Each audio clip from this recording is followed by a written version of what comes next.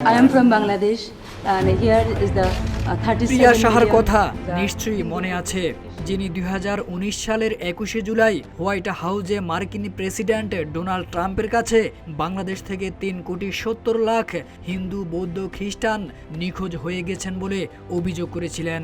এর মাধ্যমে তিনি বাংলাদেশে সংখ্যালঘু নির্যাতনের ধারণা দেন। প্রিয়া সাহার ওই অভিযোগের ফুটেজ সোশ্যাল মিডিয়ায় ভাইরাল হলে বাংলাদেশে তীব্র ক্ষোভ ও প্রতিক্রিয়ার সৃষ্টি হয়।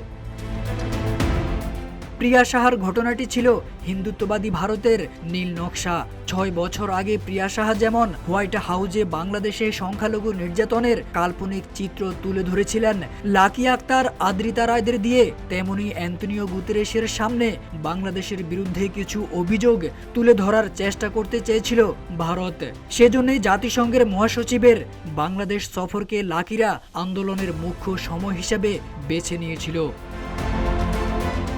১১ই মার্চ প্রধান উপদেষ্টাকে স্মারকলিপি দিতে যাওয়ার সময় হোটেল ইন্টারকন্টিনেন্টালের সামনে পুলিশের সঙ্গে লাকিদের বাকবিতণ্ডা হয়। এ সময় লাকি, আদ্রিতারা ঢাকা রমনা জোনের এসি মোহাম্মদ আবদুল্লাহ আল মামুনকে বেধড়ক মারধর করেছে।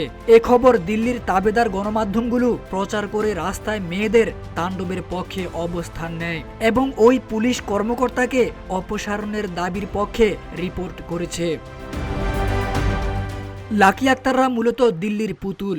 সিপিবির রাজনীতি করলেও এরা টাকার বিনিময়ে দিল্লি যে নির্দেশনা দেয় সেটাই করে থাকেন। আর দিল্লির তাবেদার কিছু গণমাধ্যম লাকিদের পক্ষ নিয়ে সে খবর ফলাও করে প্রচার করছে।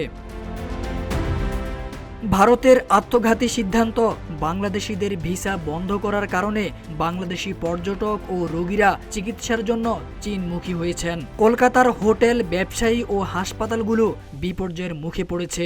শুধু তাই নয়, বাংলাদেশ এখন তিস্তার পানি নিয়ে ভারতের সঙ্গে কোনো চুক্তি নয়, বরং চীনের অর্থায়নে তিস্তা মহাপরিকল্পনা বাস্তবায়নের পথেও হাঁটছে। এতে দিল্লির গাত্রদাহ শুরু হয়ে গেছে। আর এজন্য মোদির ভারত সম্প্রতি বাংলাদেশের প্রতিটি ইস্যুতে ইন্ধন দিয়ে যাচ্ছে। তবে আশার কথা হচ্ছে, দেশের ছাত্র জনতা দিল্লির এজেন্ডা ও লাকি আক্তারদের ধান্দা ধরে ফেলেছে। তারা দিল্লির দালাল লাকি, আদ্রিতাদের গ্রেপ্তারের দাবি জানিয়ে আলটিমেটাম দেয়। ইনকিলাব মঞ্চ লাকিকে গ্রেপ্তার সহ ৫ দাবিতে শাহবাগে মানববন্ধন করেছে। তারেক আজিজ খান, রূপালী বাংলাদেশ।